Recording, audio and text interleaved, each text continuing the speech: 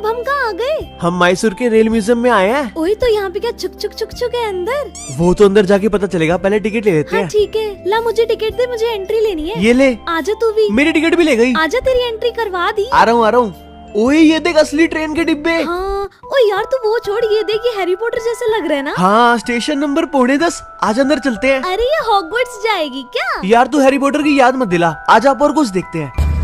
ओए तूने मुझे चढ़ने दिया नहीं और खुद चला गया आगे। अरे इसलिए तेरे को मेन इंजन में चढ़ाऊंगा। आजा ये आजा। ट्रेन चलाने को मिलेगी क्या? चलाने की तो और कोई मिलेगी, पहले अंदर चलते हैं। आजा अच्छा ऐसा, रुक मैं भी आ रही हूँ। अरे हाथ तो दे दे। आजा आजा ओए बाप रे बाप, आजा। बहुत ऊंचाई है।